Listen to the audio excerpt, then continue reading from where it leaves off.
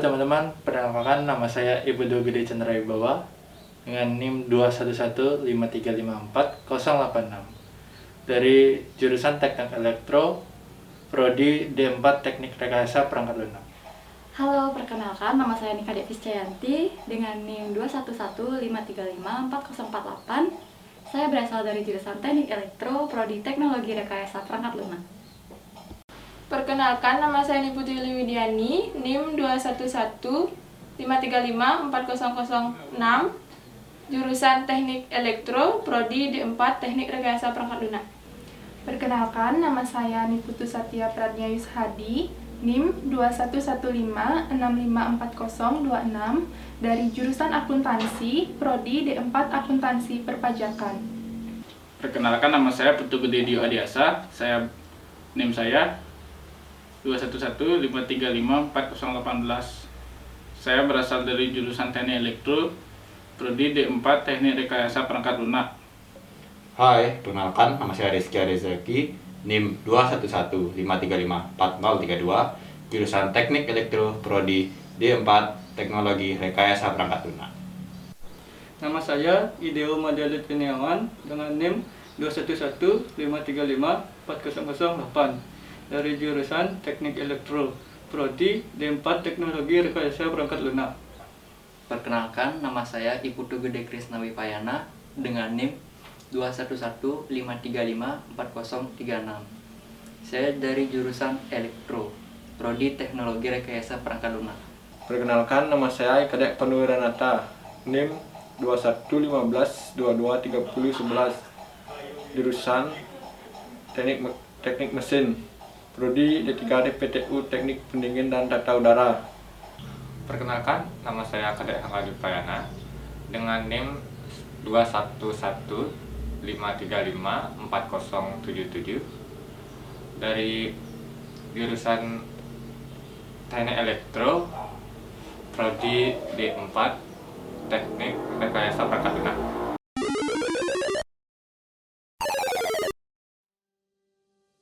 Halo semua, kami dari kelompok Asosma 135 Politeknik Negeri Bali akan memberikan sedikit informasi mengenai COVID-19.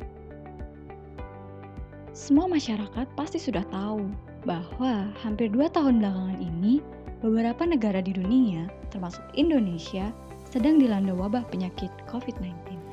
Istilah COVID-19 pasti sudah tidak asing lagi di telinga masyarakat. Namun, masih banyak masyarakat yang belum tahu pasti mengenai COVID-19.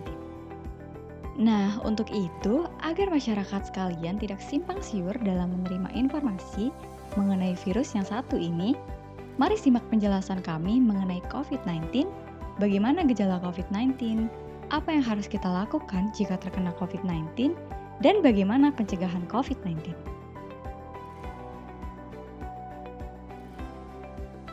Virus corona atau Severe Acute Respiratory Syndrome atau juga disebut SARS-CoV-2 adalah virus yang menyerang sistem pernafasan manusia.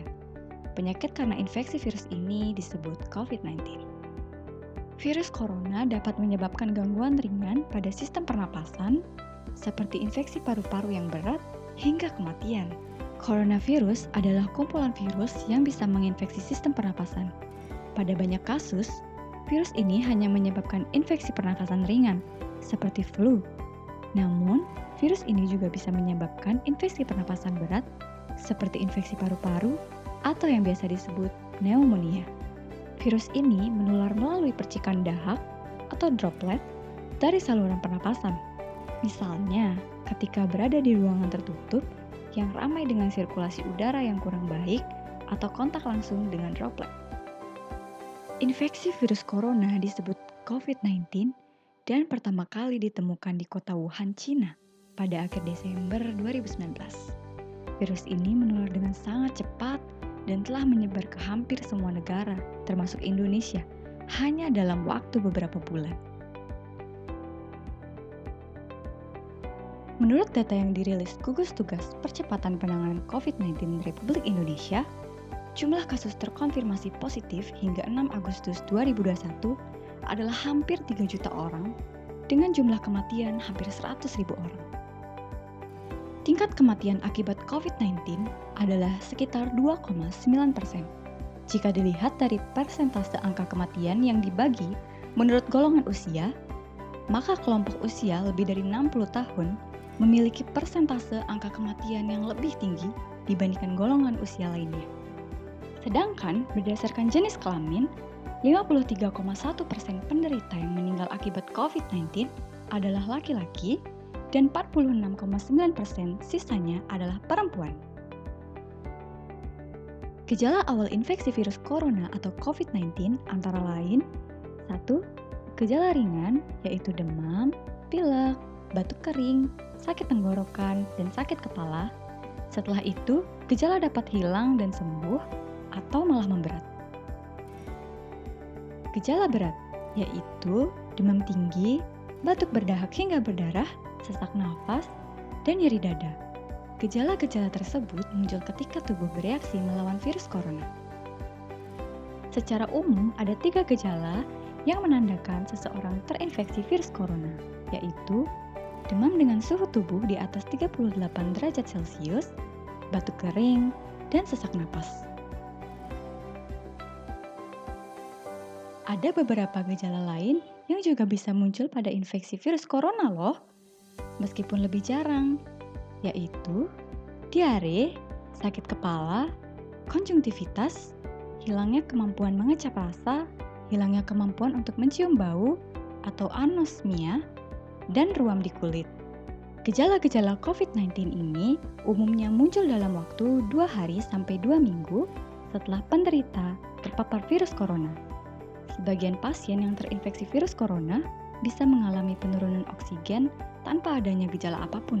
Kondisi ini disebut happy hypoxia. Langkah-langkah mencegah penyebaran COVID-19. Jadi, apa sih yang harus kita lakukan jika terkena COVID-19? Pertama, merujuk penderita COVID-19 yang berat untuk menjalani perawatan dan karantina di rumah sakit rujukan. Kedua, memberikan obat pereda demam dan nyeri yang aman dan sesuai kondisi penderita. Ketiga, menganjurkan penderita COVID-19 untuk melakukan isolasi mandiri dan istirahat yang cukup. Dan yang terakhir, menganjurkan penderita COVID-19 untuk banyak minum air putih untuk menjaga kadar cairan tubuh. Cara pencegahan yang terbaik adalah dengan menghindari faktor-faktor penyebab Anda terinfeksi virus corona, yaitu kalian dapat menjaga jarak minimal 1 meter dari orang lain. Menggunakan masker dapat melindungi diri sendiri dan orang lain, karena masker dapat mencegah keluar masuknya droplet saat kita batuk, bersin, maupun berbicara, sehingga tidak menularkan COVID-19. Rutin mencuci tangan dengan air dan sabun selama minimal 20 detik, dan jika diperlukan, dapat menggunakan hand sanitizer. Lalu, mengkonsumsi makanan bergizi untuk meningkatkan daya tahan tubuh. Membersihkan lingkungan dan melakukan vaksinasi. Vaksinasi merupakan salah satu upaya paling efektif untuk mencegah penyebaran COVID-19. Vaksinasi bertujuan untuk meningkatkan sistem imun di dalam tubuh. Dengan prosedur vaksinasi yang benar, diharapkan akan diperoleh kekebalan yang optimal dan penyuntikan yang aman. Saat ini, jumlah vaksin yang tersedia di Indonesia masih belum cukup untuk diberikan kepada seluruh masyarakat Indonesia sekaligus.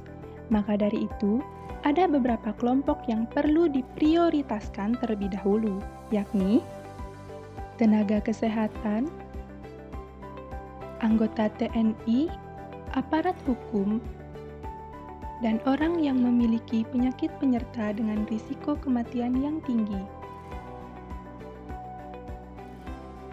Bagaimana? Apakah kalian sudah mengerti mengenai COVID-19? Ya, mungkin ini hanya sedikit informasi mengenai virus COVID-19. Kami berharap informasi singkat ini bermanfaat bagi kalian semua. Terima kasih untuk kalian semua yang sudah meluangkan waktu untuk menonton video kami. Sampai jumpa! Akses 2021. Sadarkan diri melalui aksi.